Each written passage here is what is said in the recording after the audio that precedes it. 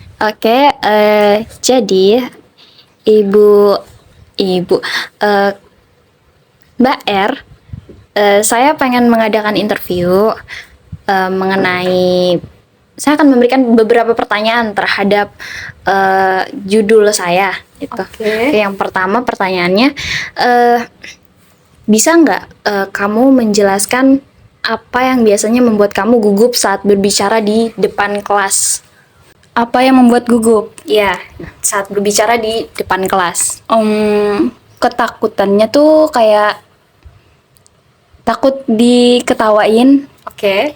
takut dianggap kayak gimana ya?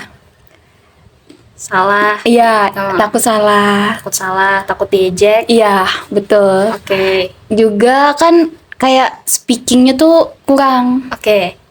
Itu juga sih jadi faktornya. Oke.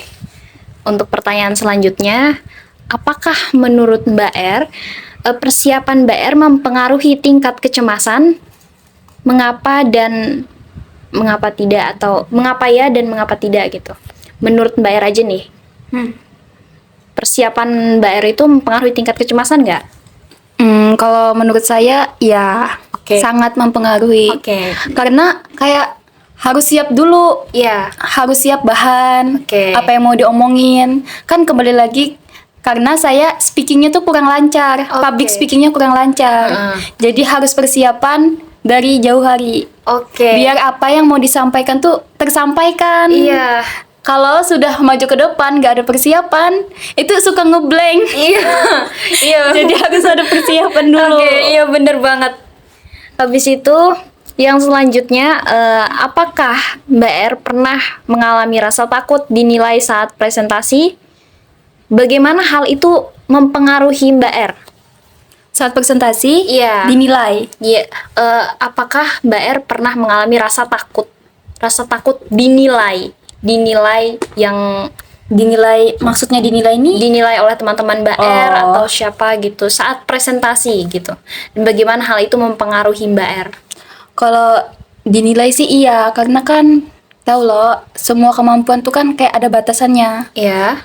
Kan kayak saya kan kayak kurang sosialisasi. Jadi kalau presentasi itu jadi penyampaiannya tuh agak kurang, Iya. Oke. kayak terbatas. Jadi kan anggapannya tuh kayak kemampuannya dalam menyampaikan kan kurang. Iya. Nah, mungkin penilaian dari orang-orang yang melihat kurang juga. Oke. Makanya dari itu takutnya tuh dinilai, kok presentasinya gini doang. Oke. Ya. Oke, selanjutnya, pertanyaan yang selanjutnya, bagaimana kecemasan Mbak R mempengaruhi performa dalam berbicara di depan umum? Oh, Apakah Mbak R merasa berkeringat dingin atau bagaimana? oh, biasanya Dan tuh bagaimana kecemasan itu mempengaruhi performa? Jadi ketika maju itu apa yang Mbak R rasakan? Apakah itu sangat mempengaruhi Mbak R? ya kadang biasanya tuh kan udah lo kayak gini-gini mau yang dihafalin, mau yang diomongin. Ya. Kadang terlalu anxiety itu suka nggak apa ya, ngeblank. Iya. Jadi nggak tersampaikan gitu. Oke. Oke. Jadi selanjutnya, apa yang biasanya Mbak R lakukan untuk mengelola atau mengurangi kecemasan sebelum presentasi? Mencari bahan materi.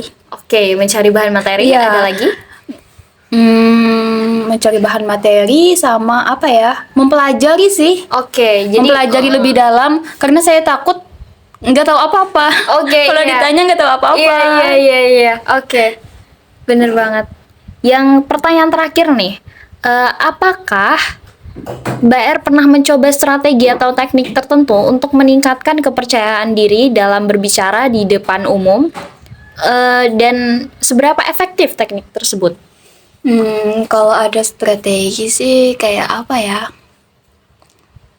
Kalau sekarang sih belum nemu.